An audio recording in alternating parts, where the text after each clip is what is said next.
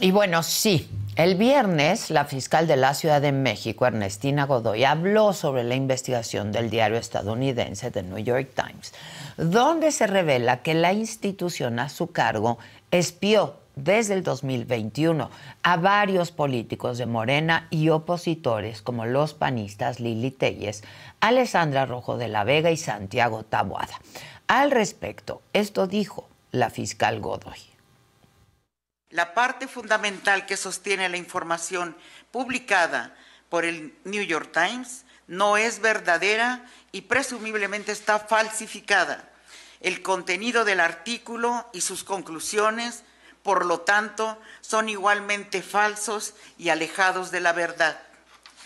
Y esa es justamente la razón por la que ordené que se realizara una exhaustiva investigación para conocer el trasfondo de lo ocurrido.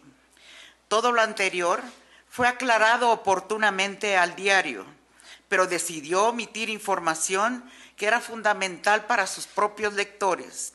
Incluso hay que señalar sobre este tema que ya había sido parte de una campaña de propaganda de varios integrantes del PAN.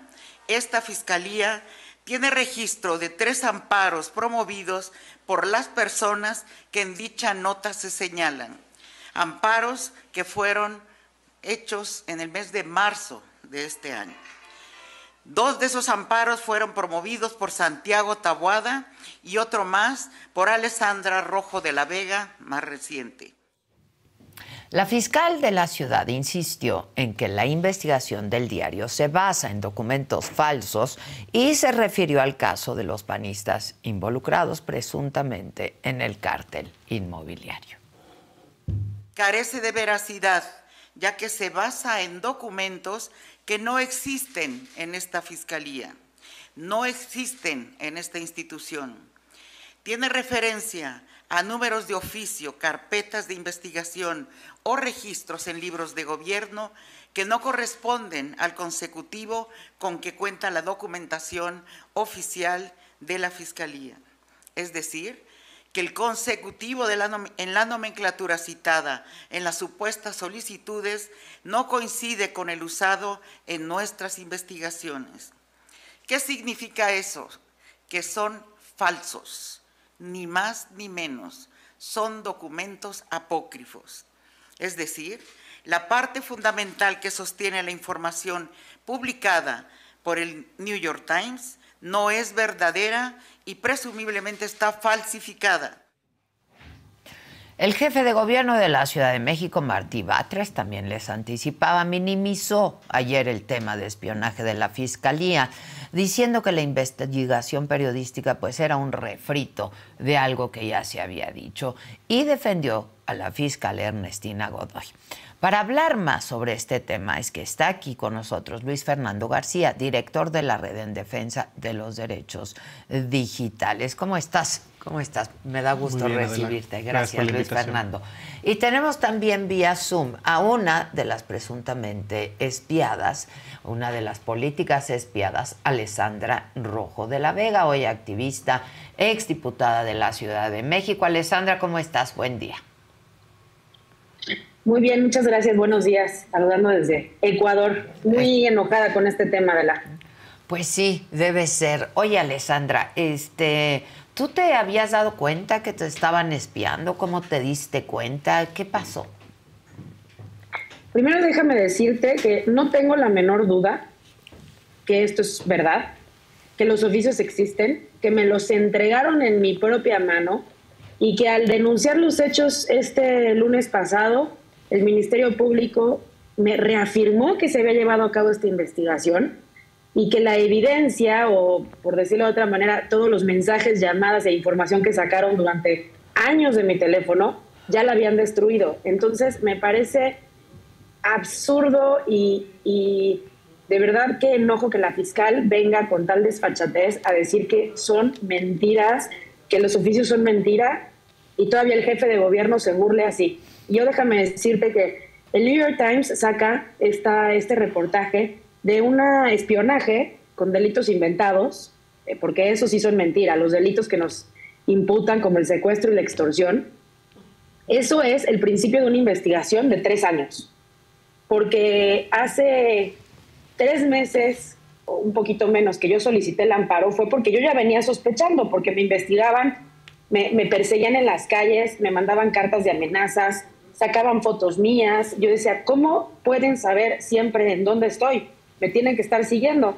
Por eso meto el amparo, mismo que contesta, por un lado Telcel, que por supuesto que entregó esta información, geolocalizaciones, llamadas, mensajes, conexiones a internet. Me dice, claro que entregué esta información, pero porque me lo solicitó la Fiscalía de la Ciudad de México. Y cabe recalcar, no un juez, la Fiscalía de la Ciudad de México. Eso contestó Telcel. A su vez, la Fiscalía contesta que no, que ellos no saben de qué hablo. Pero al realizar yo las denuncias correspondientes en estos días, para la mala suerte de Ernestina Godoy, me contestan, sí se llevó la investigación a cabo, pero ya destruí la información que espiaron de mi teléfono. Entonces, yo no sé de qué trata, porque para eso sí hay recursos, para investigarnos, perseguirnos, y no para hacer su trabajo. Yo no he cometido ningún delito, yo sé quién soy, yo sé a lo que me dedico, y mi único error para ellos es señalar su mal trabajo y su negligencia, Adela. Oye, Alessandra, justo está aquí Luis Fernando García, y él es especialista en estos temas de espionaje. ¿Cómo estás, Luis Fernando? Bien, Adela, gracias. Oye, esto de que dijo Ernestina, y es algo de lo que está hablando ahorita Alessandra, en el sentido que los documentos son apócrifos. Se refiere a estos documentos que solicitan a Telcel, ¿no? Que se les entregue la información, las sábanas, pues, ¿no? De todas las llamadas, textos, etcétera, de Alessandra, entre otros. ¿Es posible que sean apócrifos? Bueno, es inverosímil, ¿no? Como ya se mencionó, la información, por lo que sabemos del New York Times, proviene de información que Telcel entregó en un juicio de amparo. Es decir, Telcel confirmó que alguien de la Fiscalía, o alguien haciéndose pasar por la Fiscalía, entreteniendo un poco esa hipótesis, le envió solicitudes y requerimientos y Telcel entregó la información. Eso en realidad no puede debatirse, eso sucedió. A Telcel le pidieron la información sobre estas personas y Telcel la entregó. Eso lo confirmó ante a un juez de distrito en un amparo. ¿Por qué tendría Telcel que mentir en ese sentido? Claro. No tiene ningún sentido. Ahora están tratando de decir desde la Fiscalía que estas solicitudes no las hicieron ellos, porque supuestamente los oficios se hacen referencia a carpetas que no existen y dice que no hay otra manera más que sean apócrifos. También puede ser que hayan destruido la información y ocultado información sobre esas carpetas de investigación. Esa es otra hipótesis que no están entreteniendo, pero es inverosímil porque Telcel no le entrega esta información a cualquier persona que le manda un mail. Hay todo un mecanismo, una plataforma que tiene medidas de seguridad, medidas de autenticación. Sí, si yo hablo a pedir, pues no, tiene que ser mediante un juez. Bueno, hay dos caminos, digamos. La regla general es que se necesita una autorización de un juez. Exacto. Sin embargo, en algunas circunstancias... Casos extremos, ¿no? Secuestro. Exactamente. Por eso las encaminan por este tipo de investigaciones para tratar de saltarse al juez. Pueden solicitar directamente, pero tienen 48 horas para obtener una ratificación por parte de un juez, lo cual tampoco sucedió en estos casos. Siempre desde hace muchos años desde nuestra organización hemos señalado y documentado cómo la legislación está equivocada y era fácilmente eludible y había esta laguna que claramente, no solamente esta fiscalía, probablemente muchas fiscalías del país están aprovechando, en donde hacen pasar solicitudes como irrelevantes para una investigación de secuestro, obtienen la información, la explotan, o no buscan la ratificación de un juez, o incluso tenemos documentado como la mayoría, más del 60% de las veces que una autoridad utiliza este mecanismo de emergencia para obtener información, primero no sabemos cuántas veces no pide la ratificación del juez, pero cuando la piden, más del 60% el juez no la ratifica. No es decir, dice, tú nunca debiste haber accedido a esta información. Claro. Y dice, bueno, ya la destruí, y como si eso evitara, digamos, como si eso salvara las cosas. La realidad es que la privacidad de las personas a quienes se les accedió a esta información ya está vulnerada, ni siquiera les avisan, no tienen manera no hay ninguna consecuencia, y así es que hemos documentado, y no es la primera vez, también hay un caso de defensores de derechos humanos en donde pasó lo mismo, en donde las fiscalías, policías y otras autoridades acceden a esta información de manera ilegal, sin que ningún juez la revise en ningún momento. Y bueno, me parece, insisto, inverosímil, tendrá que hacerse una investigación, pero... Que dijo ella que se hará una investigación interna. Pero ¿quién la va a hacer? Bueno, si ellos están investigando a sí mismos, pues ¿qué certeza tenemos de esa investigación? ¿No? Alessandra, ¿tienes una carpeta de investigación abierta en tu contra o qué? Tengo varias carpetas de investigación en mi contra. De él han sido 3 años comprobados y denunciados ante la misma fiscalía que me persigue con delitos inventados. Entonces, qué impotencia, porque han sido delitos como el secuestro, ahora la extorsión. New York Times saca el tema del secuestro. Estoy hablando de esta última amparo que yo metí. La investigación viene de agosto de 2022 a agosto de este año. Investigada a dónde voy, dónde estoy, con quién hablo, mensajes, toda la información que te hablo de que ayer mismo el Ministerio Público, la Fiscalía contestó, sí se llevó a cabo la investigación, pero ya se desechó el material, supuestamente, que tampoco lo creo, pero están mintiendo las autoridades que se supone que nos están, que resguardan nuestra seguridad, que nos cuidan, ¿y qué hacemos? Vamos ante las autoridades, que ya lo hice, y denunciamos estos hechos con las mismas personas que nos persiguen. Por supuesto que voy a llevar el tema a la Fiscalía General de la República y a la Comisión Interamericana, porque han violado 3 años mi privacidad y mi intimidad. Me he sentido perseguida, lo he denunciado, han acosado a mi familia, me han acosado personalmente. ¿Y qué hacemos? Sale una fiscal y el jefe de gobierno a decir que esto es mentira. Esto sucedió cuando Claudia Sheinbaum era jefa de gobierno. Y ella sabe perfectamente que estamos siendo espiados y que estamos siendo acosados, porque ¿qué otra razón podemos encontrar a que actúe así una fiscal y las fiscales que firmaron los oficios? Como bien dicen, con una carpeta señalada por el delito de extorsión fue la última. 3 años, ¿cuántos recursos se necesitan? Igual, y ustedes pueden saberlo, ¿cuántos recursos hay que invertirle? Y no soy la única persona, hay políticos, políticas, hay amigos. A ver, déjenme decirles, están intervenidas las líneas de mi familia, de mi papá, de mi hermana, de mis colaboradoras, de mi círculo más cercano, buscando encontrar qué. Eso me preocupa muchísimo, porque no solo están violando nuestra intimidad, ¿qué van a hacer con esa información? ¿A quién quieren dañar? Y más, que vengan y salgan y digan que es mentira. Yo tengo los documentos en mis propias manos. Es increíble. Pues sí, es increíble. ¿Y tú lo notaste desde cuándo, Alessandra, que pues estabas de alguna manera intervenida, ¿no? Porque de pronto todos decimos, pues estoy intervenida, seguro me están escuchando, etcétera, etcétera. Este es un asunto muy serio, ¿no? Por supuesto que sí. Han pasado 3 años desde que yo me di cuenta que estaba intervenida, porque me siguieron por las cámaras del C5, en donde filtraron un abrazo que yo me doy con mujeres del bloque negro e inventaron que yo promovía y pagaba los destrozos de las marchas feministas. Esto pasó hace 3 años. Ajá. Esto lo denuncié ante la Fiscalía hace 3 años. Ellos sabían dónde estaba porque tenían mi geolocalización y de ahí sacaron las cámaras del C5. Y de ahí han venido pasando muchísimas cosas. Me han perseguido, me toman fotos en la calle. Como no pueden desprestigiarme en la labor o en el trabajo o en mi activismo por las mujeres, pues han ido la vida personal, inventado chismes, rumores, señalamientos por ser mujer, mi vida privada. Y así se han venido dando situaciones que he denunciado desde hace 3 años y que casualmente esas carpetas no proceden. Y esto bajo el gobierno de la ex jefa de gobierno, Claudia Sheinbaum.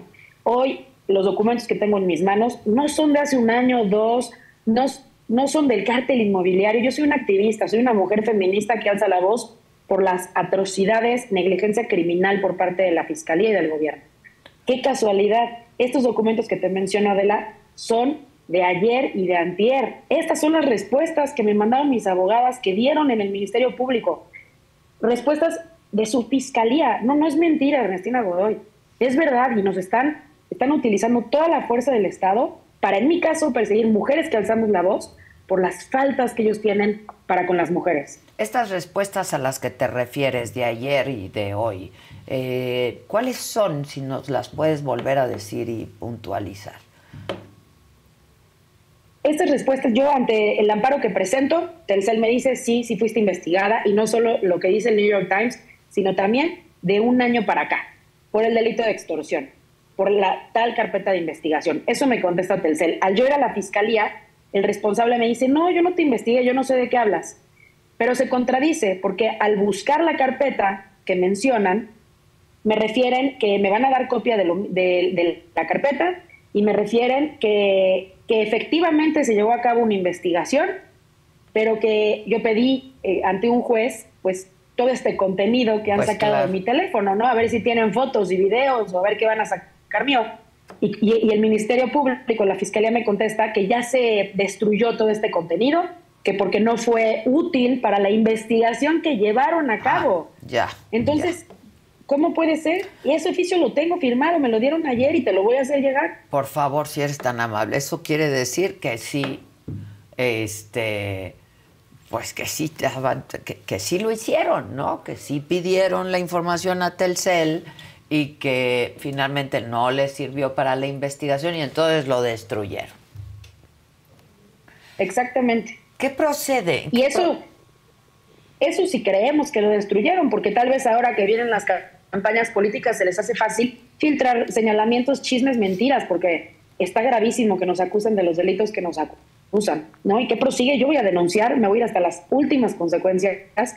Ya lo hice, ya empecé el lunes pasado con mis abogadas a presentar lo correspondiente, pero ante la misma fiscalía que nos está persiguiendo, ante la misma fiscalía que nos está acechando, que nos está acusando con sus mentiras y que sale públicamente a decir que no son ellos cuando yo tengo las pruebas, los voy a denunciar ante la Fiscalía General de la República y me voy a ir a la Comisión Interamericana de Derechos Humanos para que sepan que en México es un peligro ser activista, es un peligro ser mujer, es un peligro alzar la voz, y este gobierno está reprimiendo y persiguiendo a quien no piensa como ellos, y que ojalá los países volteen a ver lo que está sucediendo en México, porque si no, ¿a quién acudimos? Oye, ¿temes por tu seguridad, Ale? ¿Estás preocupada? ¿Estás en Ecuador trabajando o te fuiste? Háblame de eso. Por supuesto que estoy preocupada por mi familia, que ellos están investigados, intervenidos y no tienen culpa de absolutamente nada. Por mis hijos, vivo con 3 niños que ya en múltiples veces también denunciado, me han perseguido, los han grabado, me han gritado, gente que trabaja para la doctora Claudia Sheinbaum, también está denunciado y tampoco procede. Entonces sí estoy preocupada, son capaces de absolutamente todo, yo no sé qué más les falta. Sin embargo, el miedo no me va a detener, no me voy a callar, voy a seguir alzando la voz. Me vine a Ecuador a implementar los puntos violeta que ha implementado ya el nuevo gobierno, 9 gobiernos en el país, en distintas alcaldías.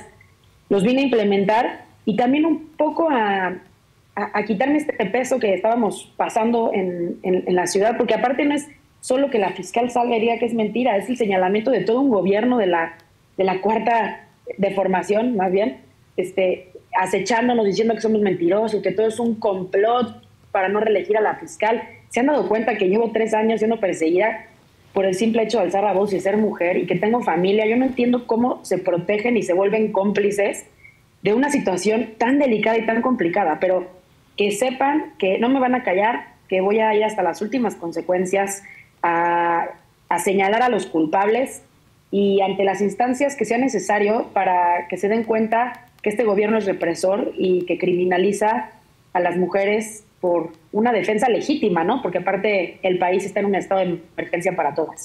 Te mando un abrazo, Ale, y si me puedes hacer llegar los documentos a los que hiciste referencia, te lo voy a agradecer muchísimo para acompañar esta entrevista. Por supuesto, te los hago llegar hoy mismo, Adela, y un abrazo muy fuerte. Muchas gracias. Igualmente, Ale. A ver, Luis Fernando, tú eres especialista en estos temas, escuchando a Ale. Y luego también Santiago Taboada, alcalde con licencia hoy, de la Benito Juárez, en múltiples ocasiones vino aquí a denunciar que estaba siendo intervenido, espiado, investigado. En fin, pero cuando una fiscalía argumenta secuestro, ¿no? Y extorsión, pues entonces de manera pues muy fácil el camino es investiguen y pásenme la información de sus dispositivos, ¿no? Sí, creo que estamos viendo aquí un modus operandi y unas lagunas legales que están siendo aprovechadas por esta fiscalía, pero también en la noticia del New York Times se hace referencia a la Fiscalía de Colima, que de hecho lo acepta y dice lo mismo. Dice, sí, alguien anónimo me dijo que estos números eran relevantes para la investigación, entonces pedí la información, pero ya la destruí. Es lo mismo, es el mismo modus operandi. Simulan que es relevante la información dentro de carpetas de investigación de secuestro o de desaparición forzada, por ejemplo. Piden la información, la utilizan, dicen que la destruyen, pero no hay garantías de que lo hagan. Exacto. Y creo que la pregunta que para nosotros como organización que hemos estado criticando la legislación en esta materia por más de 10 años y que hemos documentado casos en gobiernos del PAN, del PRI, de Morena y de todos, que este es un problema sistémico. Está Pegasus, incluso, como te decía, la defensora de derechos humanos Ana Lorena Delgadillo, la periodista Marcela Turati, fueron espiadas dentro de una carpeta de investigación por las masacres de San Fernando, con el mismo modus operandi, ¿no? Entonces, esto es un problema sistémico que, independientemente de los significados políticos, que es legítimo que alguien de la oposición, pues a una fiscal del oficialismo, pues lo utilice políticamente, así funciona la democracia, ¿no?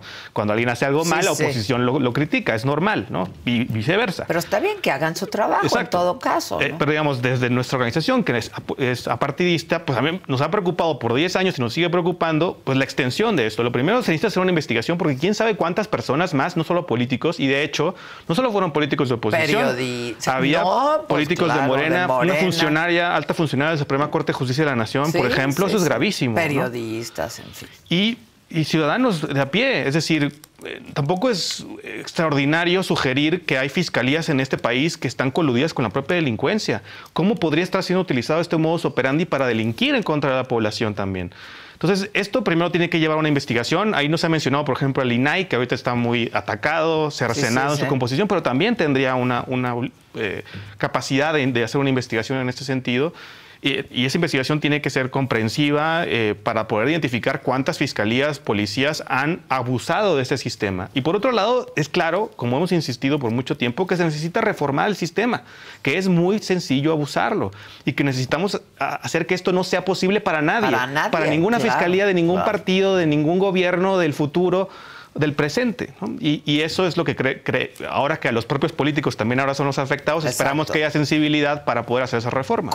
¿Cómo pondrías candados? ¿Cuáles serían los candados en la reforma para evitar que esto pase, ¿no? Lo primero es, digamos, está este mecanismo de emergencia que se intenta justificar diciendo que por la premura, en casos, por ejemplo, de secuestro, ir al juez es demasiado engorroso.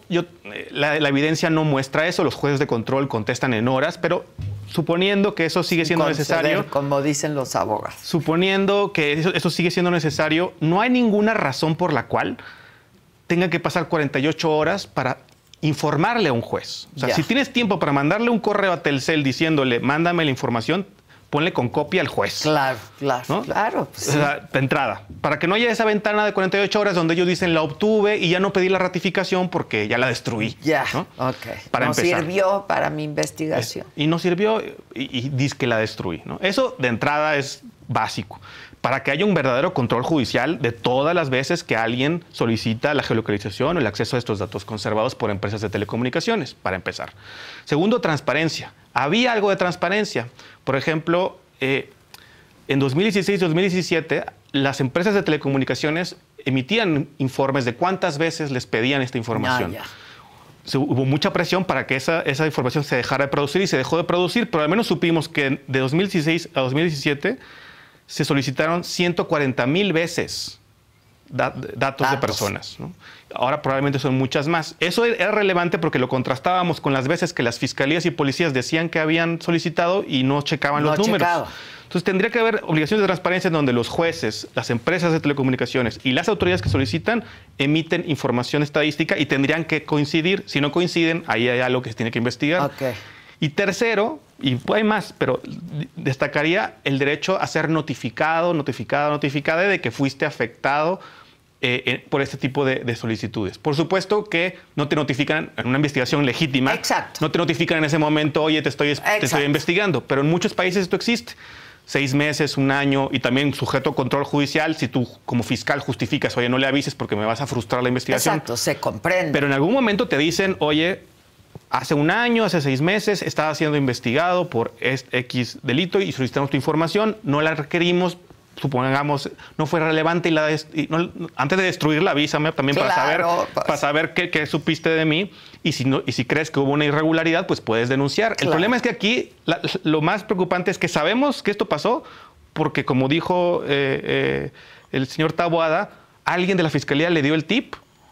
Si no, no hubiéramos sabido, por eso lo hacen. Aquí vino y lo denunció. Por eso lo hacen, pero si no lo hubiera alguien dentro de la Fiscalía dicho a señor Taboada que estaba siendo espiado de esta manera, él no habría metido el juicio de amparo, no hubieran obtenido esta información, el New York Times no hubiera sacado su nota. O como Alessandra, que se dio cuenta. Exactamente. ¿No? Entonces, la seguían, la espiaban. No podemos depender de tener amigos. Las personas de a pie no tenemos amigos en las fiscalías normalmente, pues no, claro, quien nos avise. Entonces necesita haber esos mecanismos de rendición de cuentas que permitan que haya también consecuencias, porque, insisto, se supone que era la excepción el mecanismo de emergencia. Sí. Y es la regla.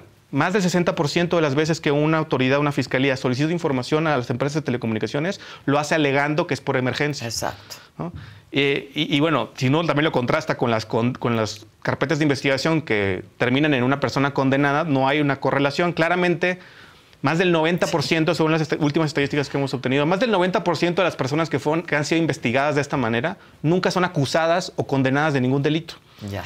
Eso quiere decir que está siendo gravemente abusado este sistema y que necesitamos reformarlo para el bien de todos, para que ni a unos ni a otros los espíe nadie, y sobre todo a la ciudadanía, que no tiene nada que ver en las peleas políticas de los partidos políticos. Pues, y en este caso de Alessandra, su familia, claro, sus hijos, pues claro que le preocupa, porque ¿no? Algo importante con lo que se intenta minimizar, bueno, pero no les acusaron de nada.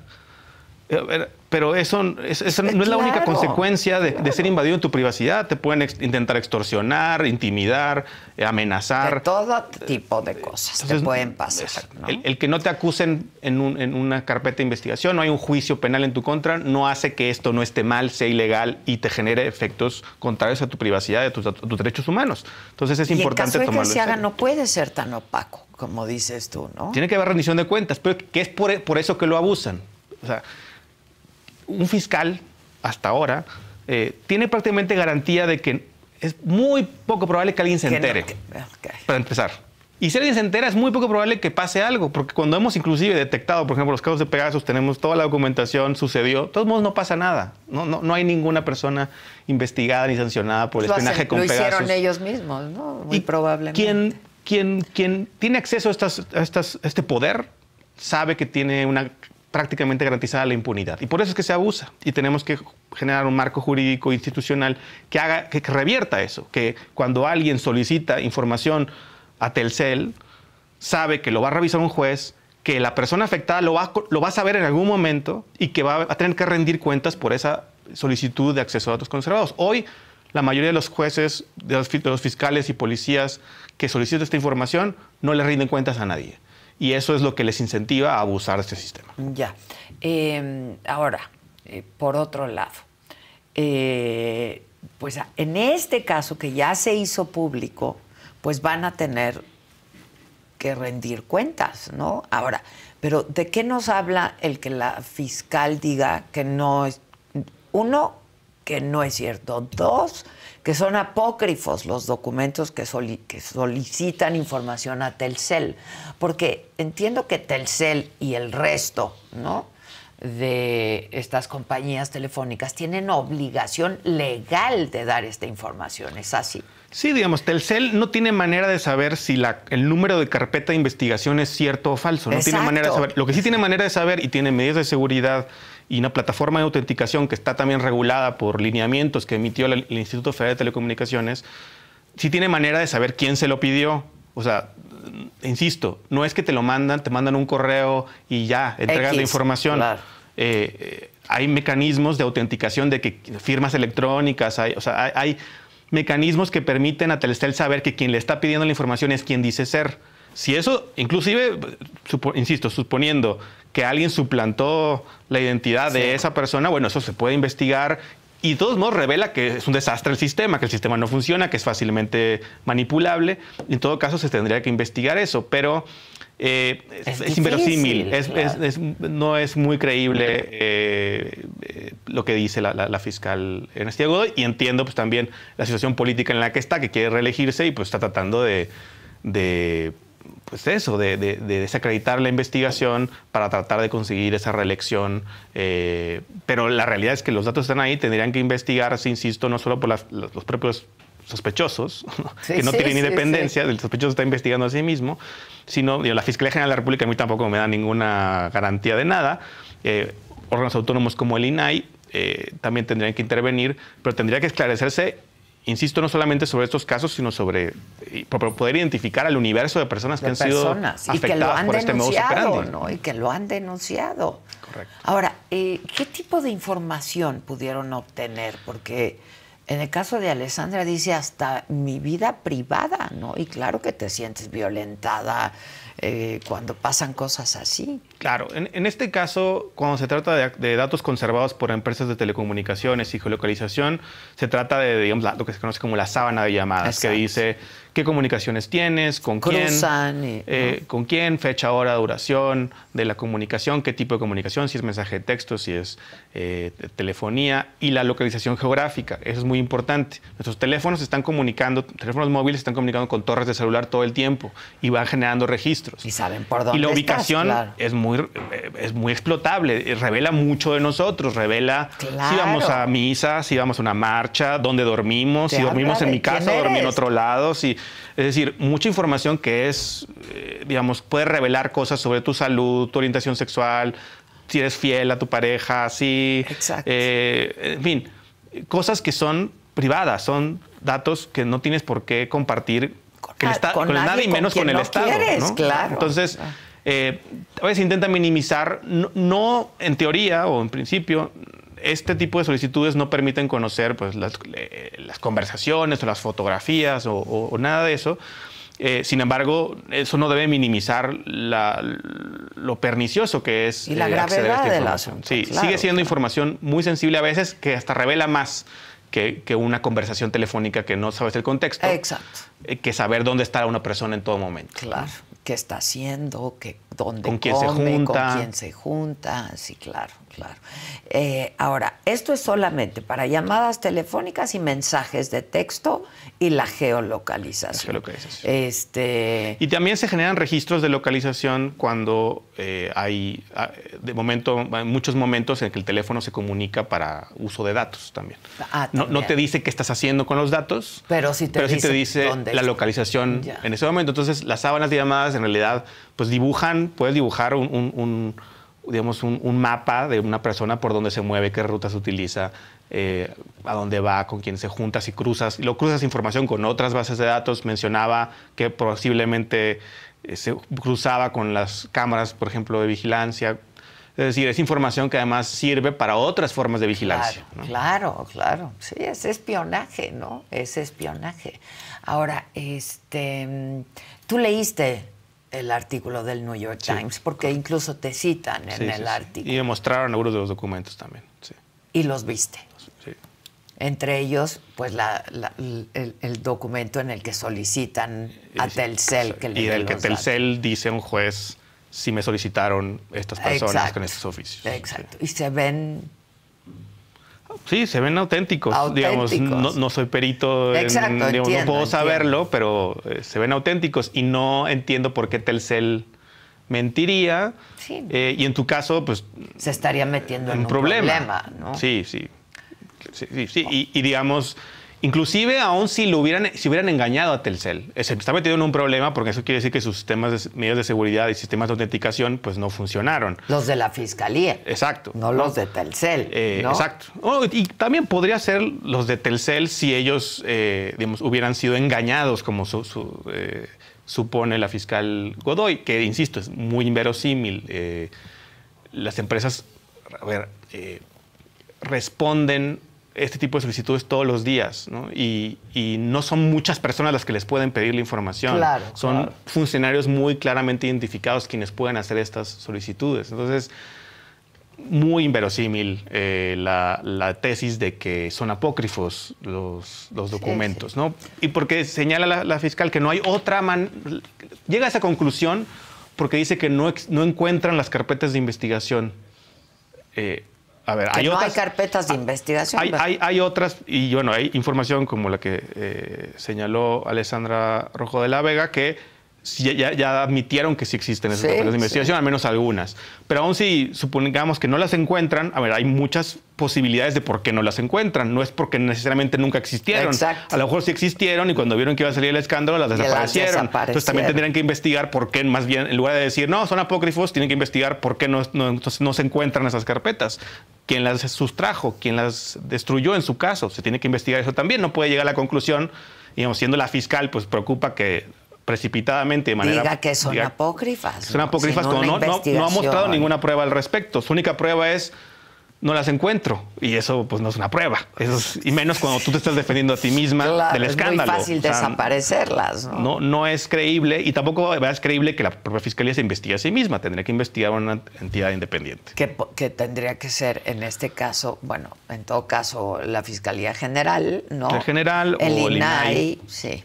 Que está disminuido. Que está porque disminuido. Este gobierno quiso que si estuviera disminuido. Yo diría que sí. Más cuando estás siendo atacado tienes que justificar tus facultades. Pero bueno, eso pregúntenselo al INAI, ¿no? Exacto. Ahora, yo quiero hacerte la siguiente pregunta. ¿Qué pasa en otros países cuando se da un escándalo de esta naturaleza? Hay renuncias, gente que enfrenta responsabilidades penales.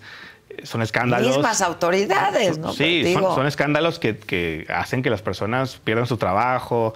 Hay investigaciones independientes que se crean, comisiones parlamentarias. Exacto.